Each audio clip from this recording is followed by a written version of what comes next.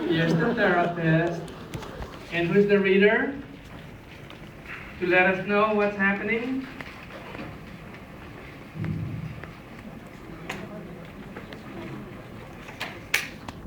Let us know what you're doing.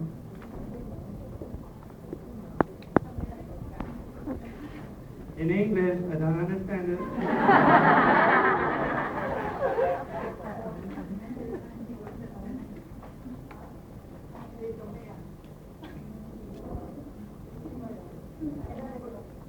Just explain it to them what you're doing.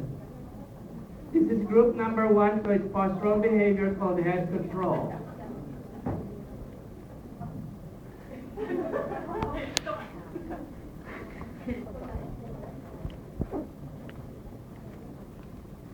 So we are doing the anti-gravity reflection of the head control. And then we will provide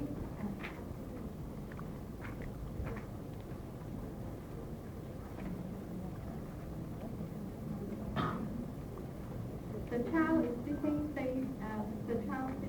facing the therapist, and then the therapist will slowly tilt the child in anterior, posterior, forward, and backward position, and then or lateral or diagonal direction. And what we do is to facilitate the child to have the neck down, anti-gravity reflection.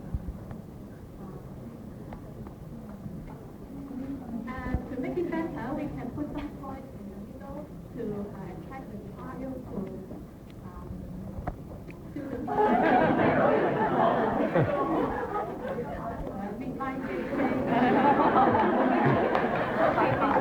係金庫嘅鎖匙。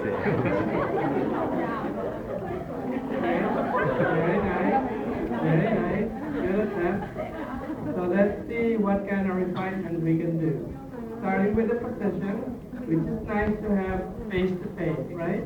Because you want to have eye-to-eye contact. And so I probably, the one refinement that I would do is probably keep even a distance. A little bit of a distance so we're not like this, okay? And the one thing that I would also do is instead of kneeling, I'd probably come like this. Partly because with this, I'm able to move from one position to another. Much better for my back, and I can move with her, okay? So, now that we've established that, we are at eye-to-eye contact, almost, and I would probably, even from here, I can see that I need to get something back there to get her straightened up, and all I needed was the nudge of my hand right here, right?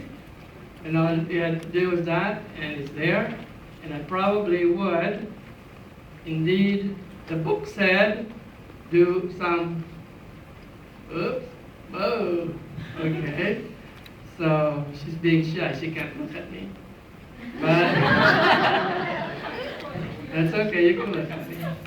And there's the toy. Probably would have the toy kind of lower, like right here, so that I'm not putting it this way. I'd probably have it here. And actually this provides for the opportunity without my hands to actually facilitate the movement of the head. Okay? And if I were to go behind her, I probably, with a co-therapist here, do something even better, which is not in the book. Because with this, I can actually go like this with my foot and actually go this way and facilitate from here, which is so much more convenient. I can see her scapula, and as I don't know where to go. How to facilitate here. Don't worry about it. I'm just kidding. So I see now that on top of what I could see from the front, that I really needed to handle her scapular area. So it's flattened because I'm seeing some curvature here that tells me that I need to do that. And notice also that when I put my hand, I approximate where the bony structures are.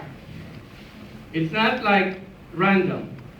It's there because I want to approximate the width of my hand so that the scapular area is covered, and it actually, even when I let go, it's gone. Because the muscles learn so quickly, oops, it's back. It learns so quickly what it needs to do. And sometimes I actually have to do this with a little bit of vibration to get that moving. And to get some lateral flexion, that's what I probably would do. Even from here, I could do some facilitation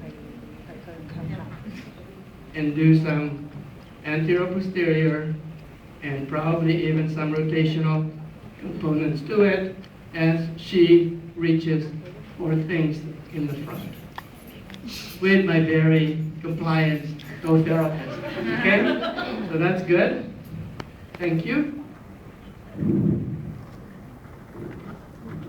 That was easy, right?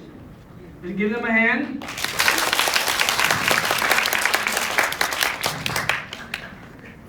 Now that's what I like.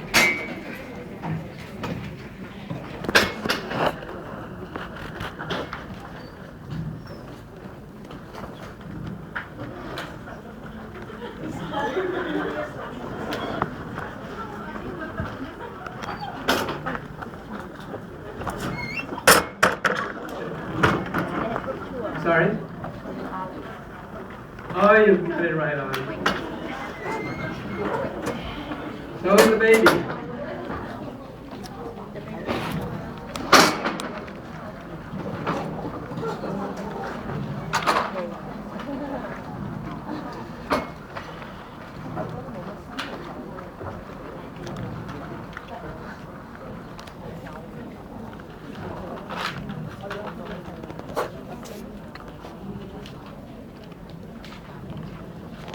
Oh, she's the reporter.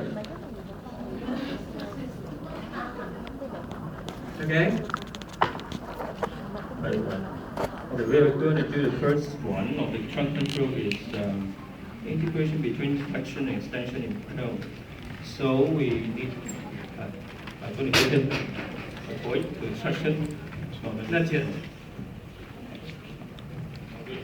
Big one. Oh. Oh, go back. Comprise we got anti-gravity co-activation of the trunk musculature, which combined with the weight on the area provide a dynamic infrastructure for head lifting. In prone.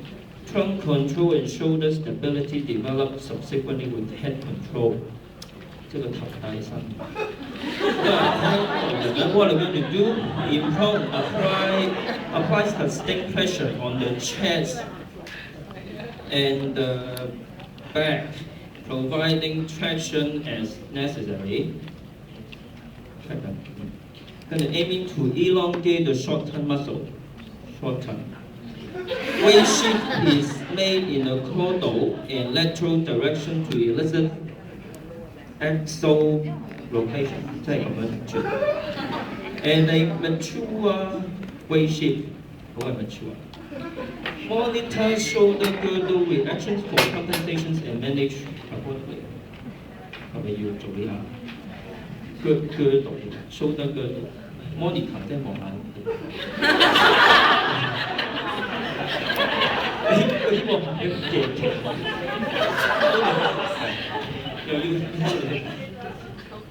We have 3 points to also. What are we going to do with that? What's that?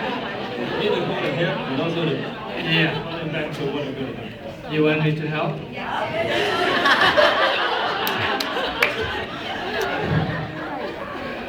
Okay. So what you're trying to do is to facilitate the integration of flexion and extension in prone of the neck and the upper trunk muscles, right? And what you were doing was correct. You were positioned in the right place, so you're not in the view of the audience, but also you're not in the way of where he's going to go. So what's going to happen is what you were reading had something to do with facilitating this, right? So Notice that my hands go where they need to go. They may not necessarily be what's in the manual, right? It said put one hand on the chest and one hand here, but he's bigger than my baby, okay? So I need to use both hands to get to where I need to go. So what I did was I went like this, and I went like this, and I went like this to be able to insert my hand where it needs to be, okay? And then I put my hand here, and that controls me from over pulling this up because I don't want this to be hyperextended. My knee is right here to stabilize this area right here, okay? And so what was the next one? You were supposed to go do this, and you were supposed to actually get some weight shift, right? And weight shift in and rotation of this, okay? So what I would do is probably this.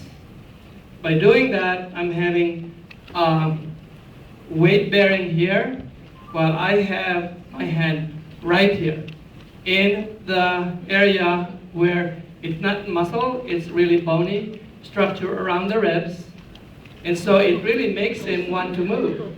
There's no other choice. He's really struggling to not move, and he is having to do that. And so, see, what happens is then I would do this and move this way and this, and actually provide this some more.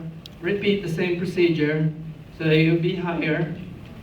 And there, I'm getting some co-contraction of this side with the other side, okay? And really, I didn't have to go to that extreme because all I had to do was do this, and already his head is rotating. And I did this, and it's rotating. And you get on top of, you're actually accomplishing more than what the book said, because by just doing this, and by going this way and that way, his head is rotating automatically, and he's not even thinking about it. Remember what we said? Co-activation of flexion and extension brings about rotation. That's exactly what happened here. Okay? If you want to go up higher, then you would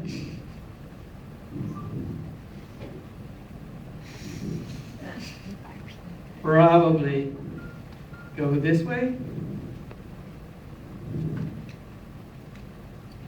and he's round sitting without much work. Okay? And back. Helpless little boy. Okay, done. So you achieved more than trunk control over there. Thank you.